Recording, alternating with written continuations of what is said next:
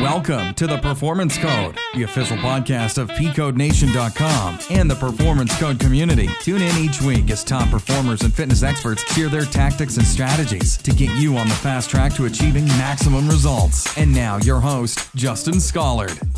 Yo, what is going on, everybody? This is Justin Scollard, and you're listening to the Performance Code podcast, episode number 1. Yeah, that's right, episode number 1. Last episode was 000, and it was a chance for me to introduce myself, a little background about me, and also give you some actionable tips to create a more realistic workout routine and schedule and prepare your meals in advance. All the great milestones and hallmarks of people who take this stuff very seriously. Just some great tips and tactics for you to implement into your life. But today, it's about supplementation. So we're going to dig a little bit deeper. We're just scratching the surface on everything that is involved in creating a sound lifestyle around exercise and health and getting the results that we want. So today we're going to talk about specifically my top 5 supplement recommendations, who they're for, and why you might want to consider them. Before we do, though, I want to remind you to head on over to pcodenation.com/strength and enroll in my 100% free size, strength, and athleticism course that I've built just for you. So pcodenation.com/strength and opt in. I got everything from sample weeks. I have sample diets. I'm going to help you determine how many calories you need to eat on a daily basis to be anabolic. I even went as far as to put a 30-minute webinar presentation together to teach you exactly how to build your very own 12-week progressive overload strength and conditioning program to get you the results that you want and to teach a man to fish, so to speak, and just arm you with the knowledge to train yourself efficiently and effectively for the rest of your life. So you got nothing to lose. pcodenation.com/strength. All right, guys, without further ado, let's jump into today's episode on my top 5 supplement recommendations. Number 1, whey protein isolate. Yeah, that's right. Good old-fashioned whey protein isolate. So the reason I say isolate as opposed to concentrate or casein or any of these other kind of variations is that, I'm a man of science, and the studies just show that whey protein isolate takes the cake. It's a complete protein for one, right? So it's a complete profile of branched-chain amino acids. So its number one purpose is to build and maintain muscle. And that's it, period. Isolate has the lowest amount of lactose, so even though it is derived from milk, it's only trace elements. So a lot of people who have mild levels of lactose intolerance, they can still get by with isolate without any problems because it's just so little of it left. It raises our glutathione levels, and glutathione is an antioxidant that we can't supplement. It means that it has to be built inside of our body. Our body creates it naturally through our life choices, through our behavior. So if we're healthy, we're eating our vegetables, we're sleeping well, we're getting sound exercise, our natural glutathione levels are going to rise, but you can't supplement it, right? So it's one of those sort of measures of health. How high your glutathione levels are, it probably means that you're treating yourself pretty well. So whey protein isolate shown to raise glutathione levels. And also, this is an interesting one for me, and maybe you don't feel the same way, maybe you do, but it reduces the amount of meat that you have to eat to stay anabolic. And anabolic just means that your body's growing, putting on muscle, right? So I have a hard time sitting there eating, pounds and pounds of meat every day to stay anabolic. It's just, after a while, it can gross you out. So if I can take, a few scoops of protein throughout the day and cut my actual meat intake by 40%, I think that's a good thing overall, right? I do think there's a purpose to eating meat. However, as with anything, too much is a problem, and we want to make sure that we're finding some sort of balance in our pursuits of, physical greatness, right? And lastly, it gets in the bloodstream really quickly. So that means, for example, if you have a workout and your goal is to try to be, building muscle, you can take a protein shake, a few times a day, and it just goes right into your system, right into your bloodstream, right into your muscles. So post-workout recovery shake, for example, you have a scoop of protein, you have 20 grams of simple carbohydrates in there. As soon as you put that thing down, boom, it's in your bloodstream. Your body's channeling it to the muscles to recover from the workout. So that's all super important. All right, here we go. Number 2, Superfood Powder. So maybe you've heard of this, maybe you haven't. I'm in LA, so we're pretty trendy here. We have our green juices and our green powders. But I gotta say, I really have grown to appreciate and have made a consistent routine out of taking this. I've been taking super green powders for 10 years now, maybe. So imagine this. This is what super green powder is, right? Imagine this, a vat of just mass quantities of kale, beetroots, spinach, algae, chlorella, spirulina. You have your seaweeds. You have all these vegetables and herbs in this massive vat, and then you dry it out and you break it down into just its powder form. You just mill it down until it's just a green powder. Now, obviously, eating a big salad of fresh leafy greens is a much better choice. However, in addition to that, this is just increasing in your variety of diverse nutrients, right? So you're getting access to seaweeds and algae and all these other super green foods that otherwise going throughout your normal day-to-day, you probably just won't do, right? We're all creatures of habit, and we tend to gravitate towards the same thing. If you were to go grocery shopping today, it's probably going to look just like last week's grocery shopping, right? I mean, we all get the same vegetables, the same proteins, the same eggs, and I'm just as guilty of that. So this is just a good way to help you get a diverse variety of nutrients, and I think that's super important as far as immunity and just making sure that you're giving your body all the little bells and whistles it needs to just run optimally. Obviously, this is loaded with antioxidants, and so it's going to improve your immune system, right? Antioxidants, removing those free radicals. You step outside, and there's smog in the air from the cars that drive by. Those are all free radicals that are damaging your skin, damaging your cells. And so we need to up our antioxidant game, especially in this day and age when we're around pollutants all the time. We need to do everything we can to make sure that we're protecting ourselves and we're being as healthy as possible.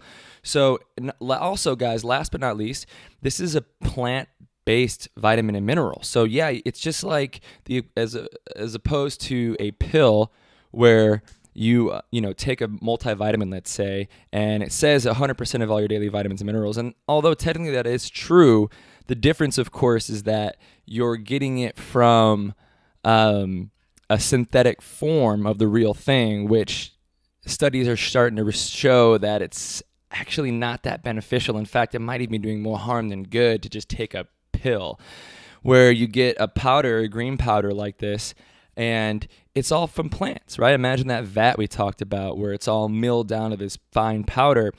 Even though it's dried up and it's not in its original form anymore, it's still that plant base of vitamins and minerals that your body can recognize and goes, oh yeah, this is an organic matter. We're an organic matter. We can assimilate this into our body and put it right to use. So this is a much better option, if you ask me, than just like a multivitamin, right? And that's just my humble opinion. Talk to your doctor, see what they say, but definitely do your own research on that as well. So number 3, fish oil. Fish oil is super important. The biggest thing with fish oil is I think animal fats in general are just misunderstood. People have demonized egg yolks. You name the list goes on. But when you look at the research, I mean, let's not forget that we aren't that far removed from our hunter-gatherer ancestors, right? I mean, there are still hunter-gatherers living in the world today, and we go back 10, 15,000 years, we were all that way, right? And we survived off animal meat and vegetables and plants. So to assume that we can't handle that in this day and age is a little silly. And so we've evolved with animal fats being such a crucial part of our diet and our genetics that in the absence of them, you start to see some health complications. And so what fish oil is essentially it's oil from a fish, right? It's omega-3 fatty acids that we can supplement in to give our bodies the nutrients it needs to continue to be healthy, improve our immune system. There was a study where a group that took fish oil for 6 months every day had a 23% reduction in eye damage caused by natural exposure to sun and pollutants in the air and just overall stress. I mean, it reduces inflammation, obviously improves your immune function because this is an antioxidant. So, all the benefits that we got from the super green powders, there's a lot of that in this as well. But this one tends to have a little bit more correlation with our heart and our brain and keeping just general inflammation down. Inflammation is a precursor to almost every disease, right? So we want to make sure that we are not inflaming our organs and our blood vessels and our cells, and we're keeping our bodies functioning as properly as we can.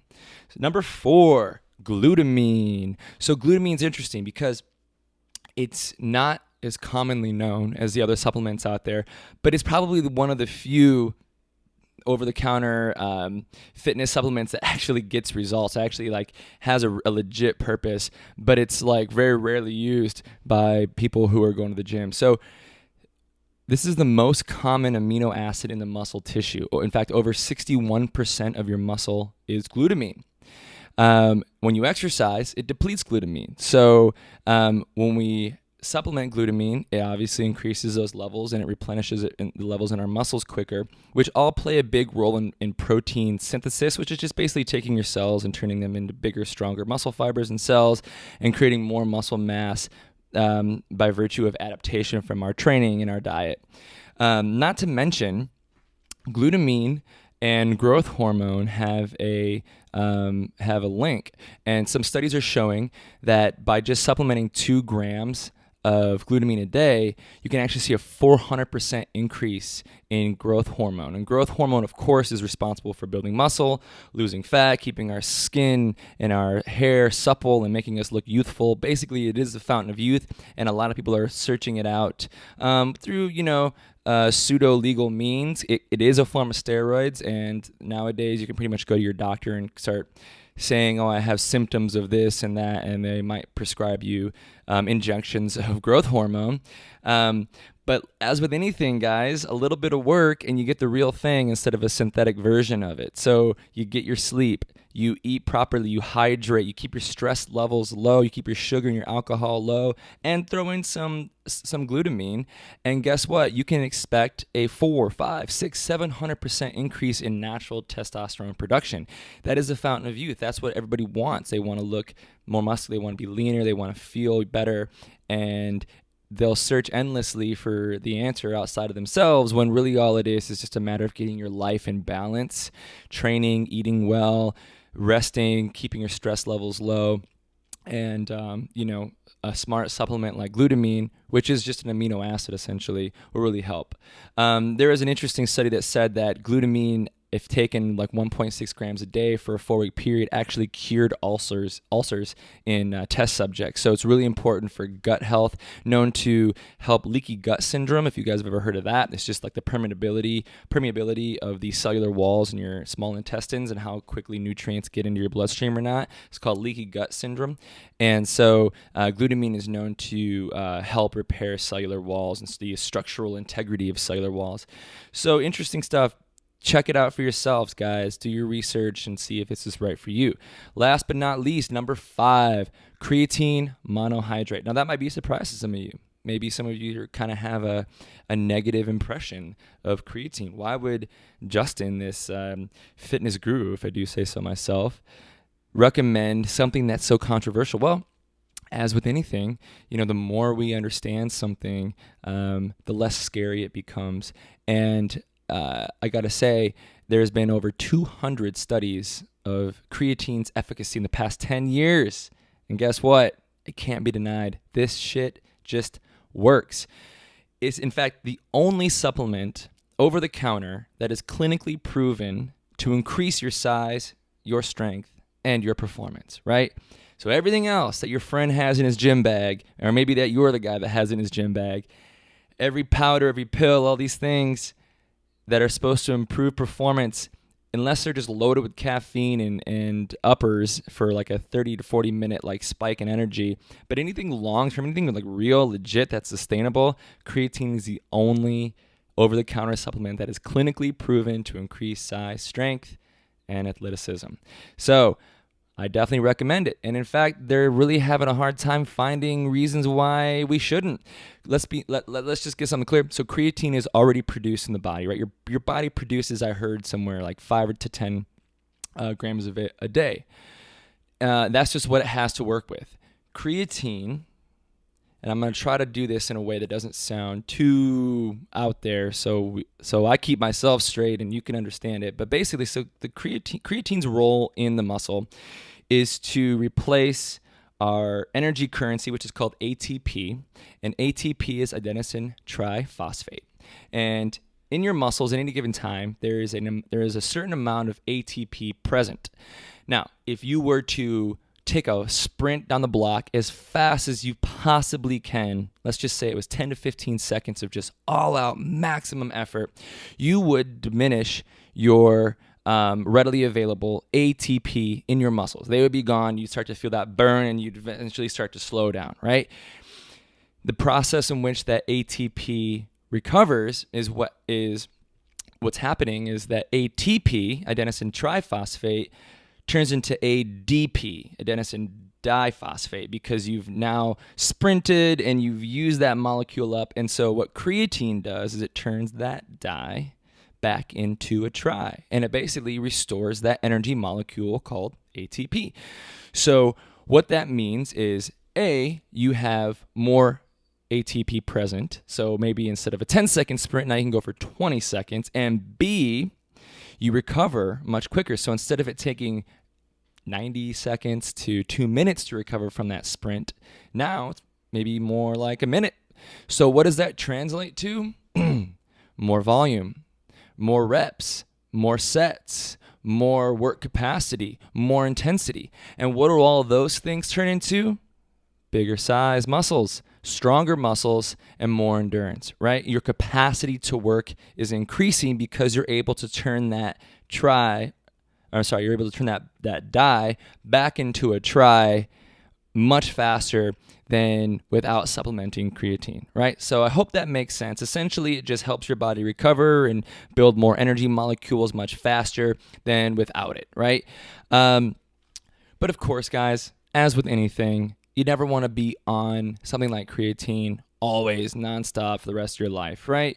Our body has a tendency to down-regulate when we do too much of something for too long of a period of time. So as with anything, I always recommend cycling. So you'll do, for example, if you buy a jar of creatine, it might last you 8 weeks. Perfect. So you're on an 8-week cycle. When that jar is empty, maybe let it chill for a month or so. Let your body start, doing its thing without it, adapting without it, and then you can get back on it. But you want to keep your body sensitive. You want to always be up-regulating your system, and that goes for dieting, that goes for training, that goes for supplementation.